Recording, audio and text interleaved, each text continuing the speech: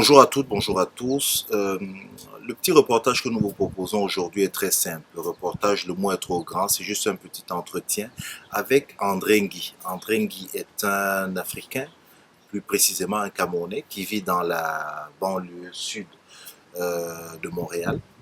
Nous venons voir André Ngui parce que vous avez dû le lire dans la presse. Il est atteint d'un cancer, un cancer du foie, cancer rare mais qui ne se soigne pas au Québec où il vit.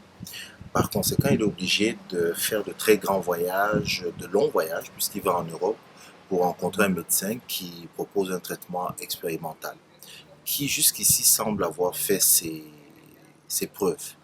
Mais alors pourquoi on vient voir André? Parce que ce sont des traitements qui coûtent cher et aujourd'hui il est temps que une solidarité de toutes et de tous soit mise à l'œuvre pour que André arrive à terminer ces traitements-là. C'est la raison pour laquelle nous souhaitons nous entretenir avec lui afin que lui-même vous explique ce qui lui arrive et ce qui arrive à sa famille.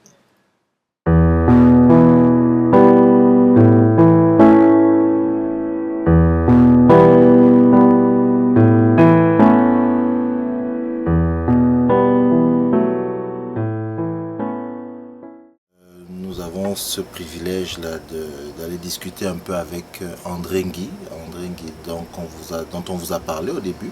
Bonjour André. Bonjour, salut. Merci de nous recevoir juste comme ça à quelques heures de ton départ d'un voyage pour discuter un peu. André, je voudrais qu'on revienne au tout début. Tu as été diagnostiqué d'un cancer. D'abord, c'est un cancer de quoi exactement? Merci Cyril de m'accorder, de me donner cette opportunité. En mai 2015. Mai 2015, oui, j'ai eu d'abord un diagnostic au rein. J'ai eu un problème au rein, c'était le mauvais fonctionnement. Et on a dit qu'il y avait une infection rénale. Donc je me suis rendu à l'hôpital, on m'a prescrit des antibiotiques. Et une semaine après, j'ai commencé à avoir des engloutissements au mollet. Je n'arrivais plus à marcher, je ne montais pas les escaliers. Je suis reparti à l'hôpital. Après les examens, on a dit que j'avais des cailloux dans le sang. Et je ne pouvais pas sortir, il ne fallait plus que je marche. Il fallait qu'on diagnostic d'où venaient les cailloux. C'est en faisant le diagnostic pour les cailloux, on s'est rendu compte que ce qui créait les cailloux dans le sang, c'était le foie. Le foie ne fonctionnait pas bien. Et quand on a fait la biopsie du foie, on s'est rendu compte que j'avais un cancer du foie en stade terminal, en phase 4.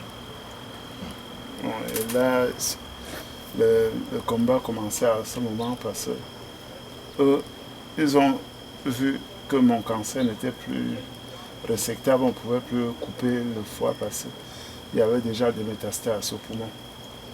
Et tout ce qu'ils pouvaient faire, c'était la chimio pendant 6 mois.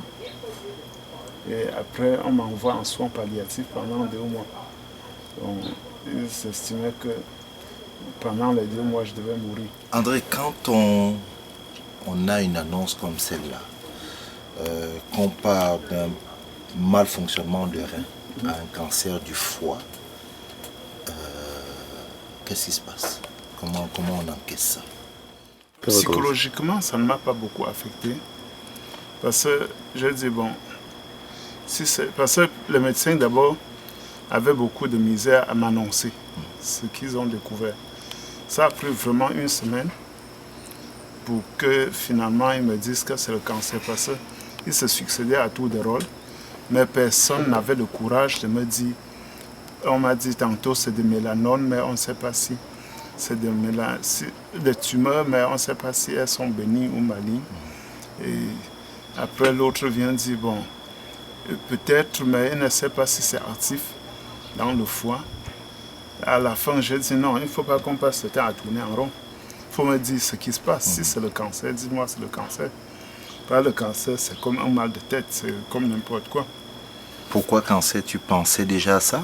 Oui, non, mais quand on me dit déjà j'ai des mélanomes, Ok. mais je comprends ce que ça signifie. Les mélanomes au foie, des tumeurs au foie, je dis, mais les tumeurs, c'est le cancer. Il n'y a pas deux choses. On me dit qu'on a trouvé 3 tumeurs. Je dis, mais dis-moi, c'est le cancer. Là, elle était bloquée, elle ne savait plus quoi dire. Je dis, non, mais on n'est pas des enfants. Dites-moi, là, je dois savoir à quoi m'en tenir. Mais psychologiquement, je n'étais pas atteint.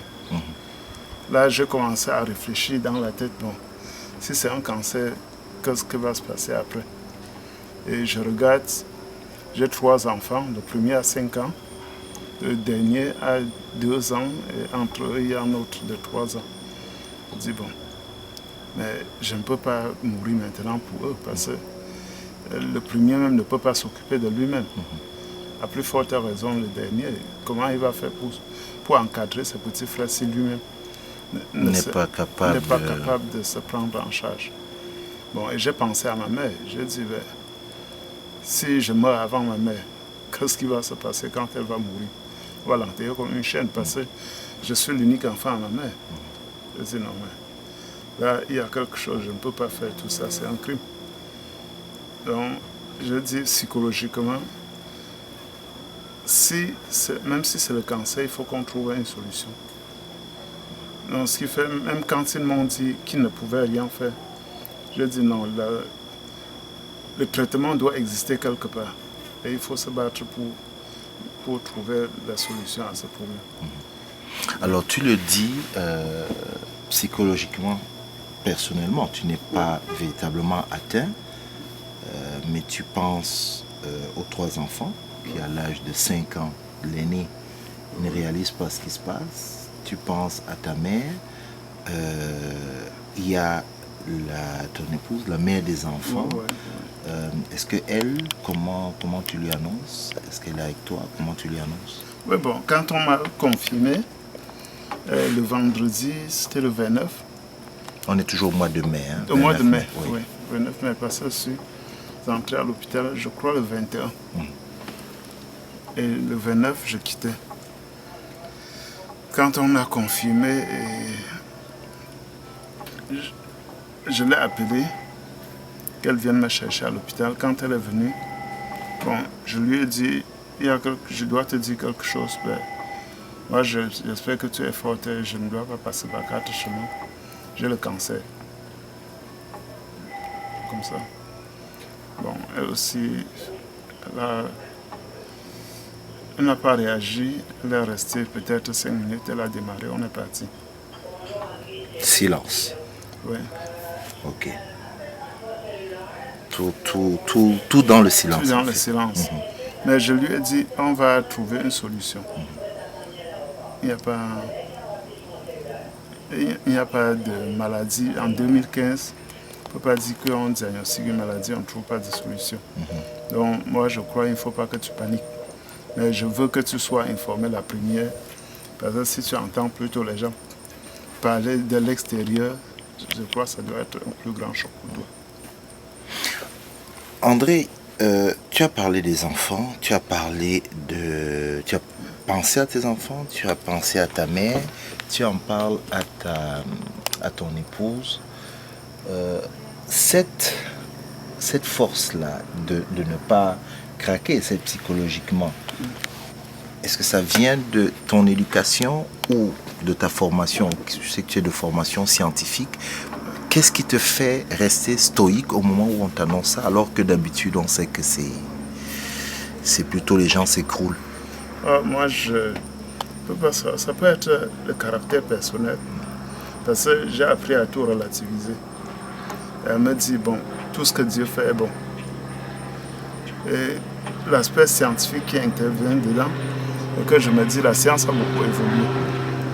Dans mes recherches, je vois des gens, parce que je travaille en santé publique, donc je vois des cas où on dit on a donné 2 ans à vivre à quelqu'un, il s'est retrouvé à 20 ans. Donc je me suis dit, il y a quelque chose, Dieu n'est pas, le médecin qui me dit n'est pas Dieu.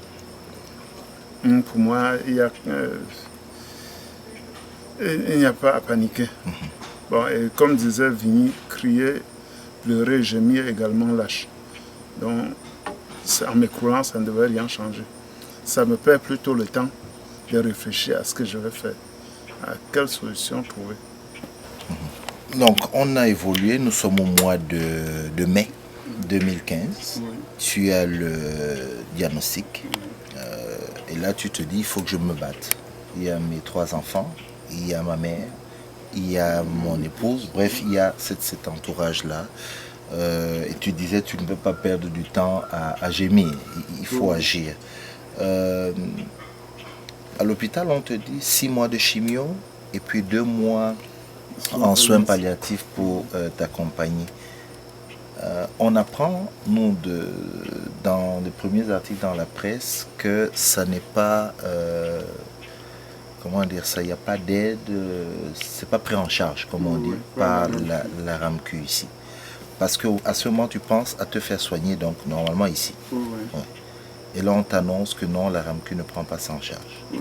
Non, c'est comme on annonce d'abord, c'est que eux, ils n'ont pas le traitement adéquat. Okay. Tout ce qu'ils m'ont proposé, c'était la chimio et le décès. Là, c'est quand je rentre le 29, c'était vendredi, j'arrive à la maison, parce qu'à l'hôpital, quand on m'a annoncé, bon, j'étais tout bloqué, je n'avais pas mon ordinateur sur moi, et il n'y a pas de réseau Wi-Fi à l'hôpital. Je dis, bon, là, comme j'ai le diagnostic, il faut que je rentre. Je dois aller à la maison. Pourquoi? Je dis non, ici je suis fermé. Je dois aller chercher la solution à mon problème. Donc dès que j'arrive à la maison, je commence les recherches sur le traitement du cancer du foie. Je pensais d'abord à Cuba, mais je n'ai pas vu quelqu'un qui allait à Cuba qui peut me donner de bonnes informations. Et j'ai vu des gens qui sont allés en Allemagne se faire soigner et qui se portent bien maintenant. Je suis entré en contact avec eux, ils m'ont donné le contact du médecin en Allemagne. Alors je demande à ceux qui étaient là comment ça se passe à la RAMQ. Ils disent non, la RAMQ, il faut les oublier. Parce que pour eux, c'est un traitement expérimental. Et moi aussi, j'appelle la RAMQ. Je dis bon, voilà, j'ai tel problème et je compte me soigner de cette façon. Ils disent, on a souvent ces cas comme ça, mais il faut savoir que le traitement que tu vas subir en Allemagne, c'est un traitement expérimental. Alors, nous, on ne rembourse pas ce genre de traitement. Donc là, je dis, bon, est-ce que je dois baisser les bras parce qu'on ne va pas me rembourser? En ce moment, l'argent n'est plus très important. C'est la vie qui compte. Je dis, bon, je vais aller de l'avant. Là, j'ai contacté le médecin. Quand je suis rentré de l'hôpital, je suis sorti de l'hôpital vendredi, j'ai trouvé l'information vendredi dans la nuit, parce que j'ai passé toute la nuit à fouiller. J'ai trouvé des contacts à TVA et j'ai écrit à TVA pour avoir le courriel des gens qui étaient allés se faire soigner en Allemagne. Samedi, j'ai reçu, dimanche, TVA m'a répondu en mettant un certain monsieur Clich de Lévis, la ville de Lévis, en copie. Puis c'est monsieur Clich qui était allé en Allemagne. Juste une parenthèse pour dire que quand tu dis TVA, pour ceux qui vont nous regarder hors du Québec et du Canada, TVA c'est une chaîne de télévision au Québec, québécoise, tout à fait. Donc tu disais qu'ils te mettent en contact avec Clich. Un monsieur Clich.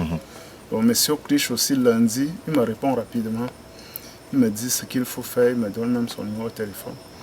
Ce qu'il me dit, c'est de rentrer à l'hôpital, prendre le résultat du scanner et puis l'image du scanner est envoyée au médecin. Mais le médecin ne lit que l'anglais et l'allemand. Alors j'étais allé dans un hôpital francophone. Là, je suis reparti dans un hôpital anglophone. Comme on a encore fait le scanner, et on a confirmé le résultat. Donc j'ai pris le rapport, j'ai envoyé. Nous sommes là mercredi. Donc, vendredi, mercredi. Mercredi, oui. Mercredi, je lui envoie le rapport du scan. Et vendredi, j'ai l'image sur CD.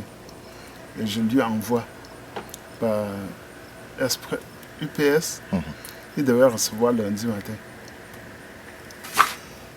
Et samedi soir, je lui ai écrit, j'ai dit, tu vas recevoir l'image lundi. Donc, en fonction de... Quand tu auras ces deux, le résultat et le scan, le résultat du scan et l'image du scan, il faut me dire s'il y a possibilité de prendre en charge. Et si oui, tu me donnes un rendez-vous le plus tôt possible. Mais même si c'est cette semaine. Mais donne-moi 3 à 4 jours pour trouver le billet d'avion. Bon, mais dimanche, il n'avait même pas encore reçu l'image. Il m'a dit, viens jeudi ou vendredi. Donc là, il m'a dit, j'ai sauté dans l'avion et je suis arrivé mercredi. On a commencé le traitement. Je voudrais qu'on marque une pause un peu parce que vendredi 29 mai 2015, oui. On te diagnostique. Oui. Vendredi, une semaine après, tu vas faire un nouveau scanner dans un hôpital anglophone. Le mercredi. Le mardi. Le mardi, voilà. En fait, ma question peut te paraître naïve, mais c'est pour que ceux qui nous regardent comprennent un peu. C'est pas naïf, c'est pour que les gens comprennent. Tu es rentré dans un genre de mode survie. Oui. Parce que j'ai l'impression que je t'entends, je te vois parler. Il n'y avait plus rien qui comptait, tout devait aller très très vite. Oui. Et là, il y a comme une coïncidence, il te répond, il n'attend pas. Et ce qu'on a appris sur ce médecin, c'est qu'il a beaucoup de demandes. Pourquoi il accepte ton dossier? Moi, je ne sais pas. C'est quand Radio-Canada m'a interviewé, qu'on l'a contacté, il a dit qu'il a reçu 300 demandes, il a accepté une vingtaine. Moi, je ne savais pas. Parce que je sais que là-bas, il y a trop de Québécois. C'est ce que je sais. Mais je ne savais pas qu'ils rejettent certaines demandes. Ok, donc toi aussi tu as découvert, comme tout le monde, là, qu'il recevait beaucoup de... Parce que moi, ça m'a frappé. Il reçoit 300 et il en retient 20. Oui. Et toi, là, avec ce qu'on apprend, il n'a même pas encore l'image, juste ce que tu lui as mis par courriel. Oui. Et il te dit... il faut venir. Oui, on commence jeudi ou vendredi, selon ton arrivée. Et là, vous ne parlez pas argent? Pas encore? Non, c'est... Quand il me dit viens jeudi ou vendredi, c'est là que je lui dis bon, je dois payer, ça va me coûter combien parce qu'il fallait que je sache à quoi m'attendre. Puis me donner rendez-vous, je n'avais pas encore dit combien ça va me coûter. La priorité pour moi, ce n'était pas l'argent. Ok. Laissons cette priorité, André. Lorsqu'il te répond, oui. C'est vrai, psychologiquement, tu l'as dit, tu n'avais pas été atteint au point de t'écrouler. Mais lorsqu'il te répond après toutes tes recherches, tu te dis lueur d'espoir. Oui. Non, là, en ce moment, psychologiquement, ça m'a beaucoup marqué. J'étais plutôt très content. Quand il m'a répondu, il m'a fixé un rendez-vous. Pour moi, c'est comme si j'avais déjà fait 40% de la guérison. Oui. Je t'écoute et on dit beaucoup de choses autour de cette maladie et ceux qui en sont atteints. Beaucoup, et comme peut-être pour toutes les maladies, beaucoup de choses se passent dans la tête. Et le travail que tu fais en un week-end, tu viens de le dire, à près de 40% dans ta tête, tu es déjà guéri. Tu prends donc ton vol, tu vas, donc le médecin, il est à Francfort, en Allemagne. Ok, tu arrives, vas-y, raconte-moi. Oui, je quitte mardi parce que dès qu'il m'a dit là, dès qu'il m'a fixé rendez-vous dimanche, j'ai appelé mon ami qui est en Allemagne. Je lui ai dit, bon, là je viens, mais je dois arriver cette semaine pour le traitement. Puis on était déjà en communication.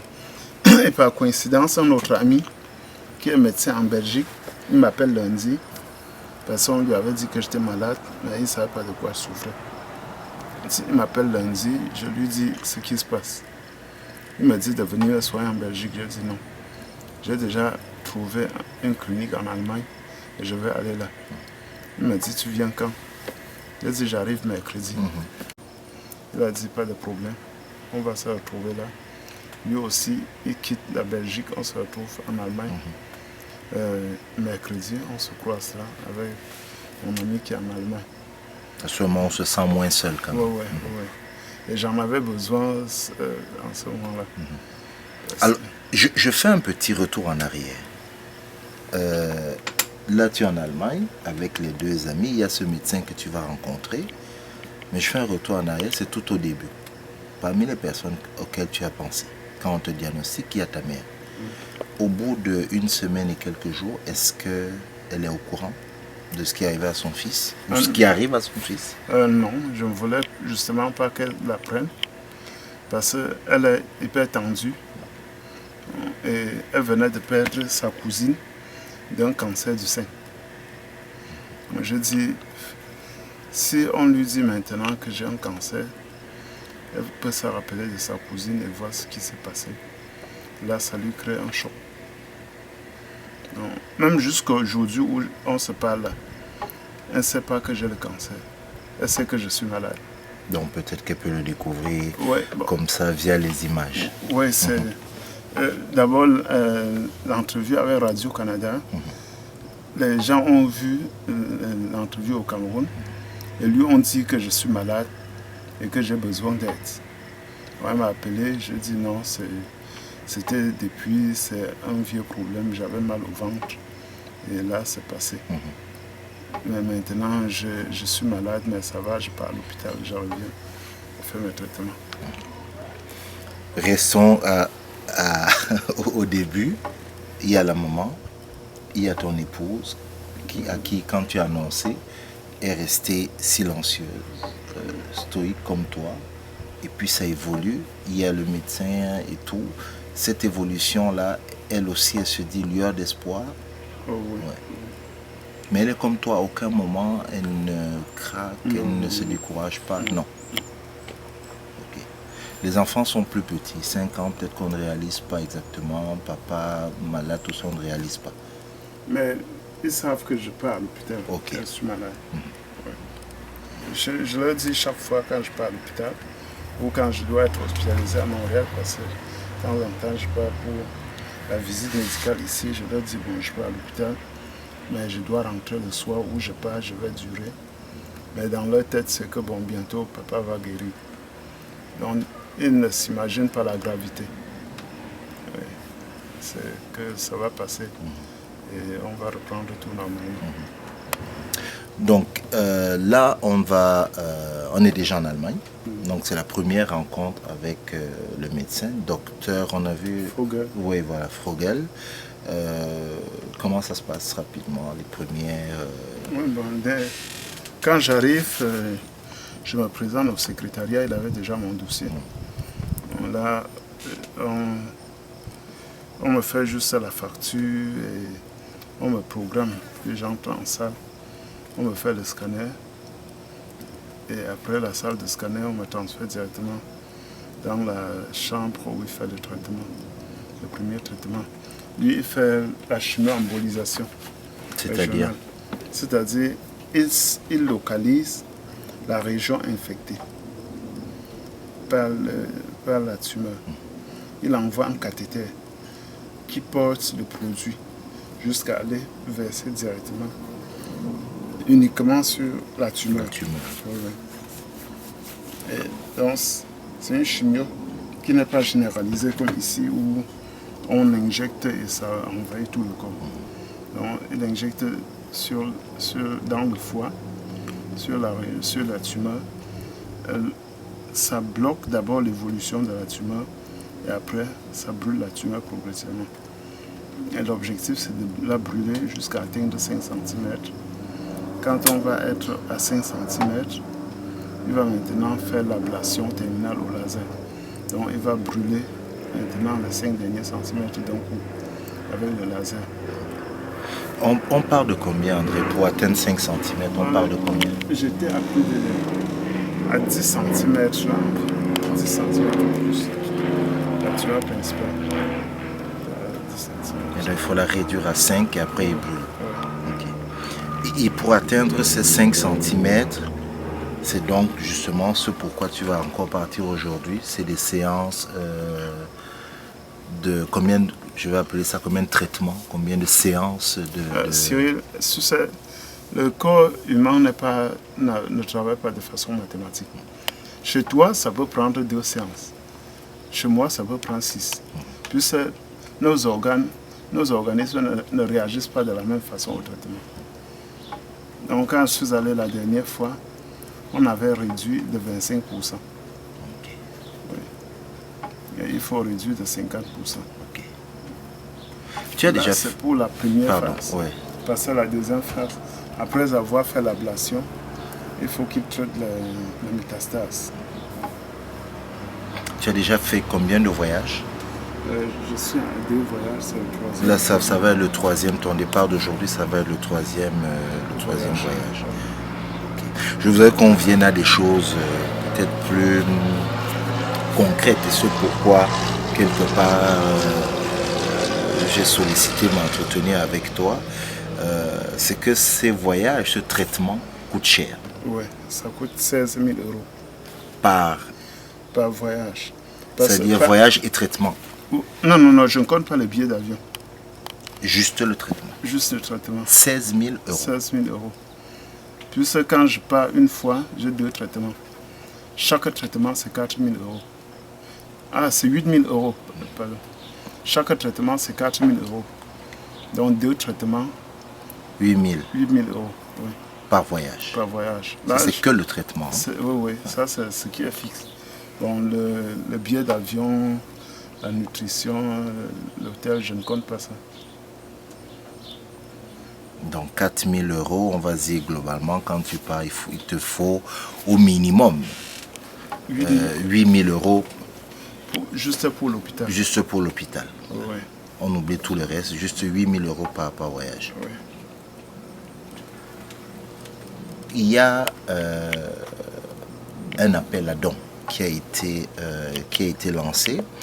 Je pense qu'en t'écoutant aujourd'hui, en te voyant, les gens comprennent qu'il est nécessaire de donner, de t'aider. Parce que, évidemment, quel que soit ton patrimoine, tu ne peux pas seul assurer cela.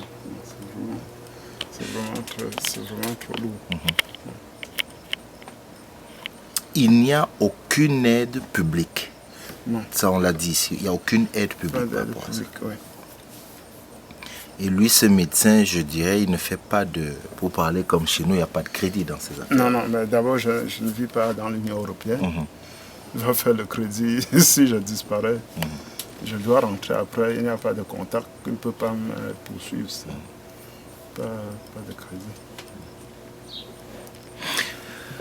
On va revenir sur les dons, André, pour montrer un peu ce que c'est la gravité et le fait qu'on a vu par exemple des articles, c'est toi qui mettais, j'allais dire, de l'humour dans la salle, où tu as dit qu'il y avait beaucoup de Québécois qui allaient se faire soigner là-bas. Oui. Le fait que la RAMQ, c'est vrai que c'est expérimental, mais ne donne aucune aide, on n'a pas un sentiment de révolte? Oui, c'est justement ça. Bon, mais se rebeller contre le système pendant qu'on est malade, ça ne change rien. Donc moi je crois, je suis engagé dans ce combat si d'autres personnes peuvent bénéficier de l'aide de la RAMQ. Ce serait une très bonne chose. Et de plus en plus, les gens partent là-bas. Et quand on dit expérimental, ce n'est pas expérimental, c'est un traitement qui existe depuis 1997. Ça ne peut pas être expérimental aujourd'hui. Non, ça fait bientôt 10 ans que ça existe. Oui. 97, 2007. Non, 2007, 2010, non, 20 ans. Ça va faire 20 ans. Ça va bientôt faire 20 ans que ça existe. Oui. On ne peut plus parler d'expérimental. Non, on ne peut plus parler d'expérimental. Moi, je crois, pour le Québec, c'est parce que c'est cher. Peut-être, parce que j'ai entendu quelqu'un dire ben, le cancer du foie, ça touche 1% de la population. Combien, excuse-moi? 1% de la population. Okay. Et si on investit tout ce montant pour 1%, sur 1% de la population, c'est cher payé. Moi, je dis, la vie n'a pas de prix. Soit la RAMQ fait quelque chose, ou bien on adoptait un système de santé à 2 vitesses, où on a le privé à côté. Parce que si j'avais un médecin qui faisait le même traitement ici, dans le privé, je serais resté. Parce que le voyage même déjà, c'est beaucoup, ça coûte cher, et c'est fatigant. Et il y a le risque de voyage. Tout à fait. André, on ne va pas prendre beaucoup de ton temps. C'est déjà te remercier d'avoir pu nous recevoir. Là, tu pars pour le 3e voyage. Il y aura probablement un autre voyage, parce qu'il y a aussi l'après. On a dit, il y a l'après. La deuxième phase, qui est le métastase. Voilà, il y a aussi ça. Et donc, je le dis, il y a eu un appel à dons qui a été fait au sein de la communauté camerounaise. L'objectif pour nous, en venant nous entretenir avec toi, c'était que nous voulions élargir cet appel à dons au-delà de la communauté camerounaise. Donc je souhaiterais que tu t'adresses directement à ceux qui nous regardent.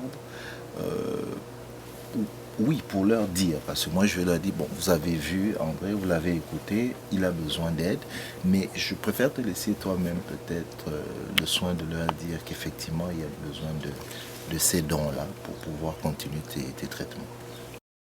Oui, justement, c'est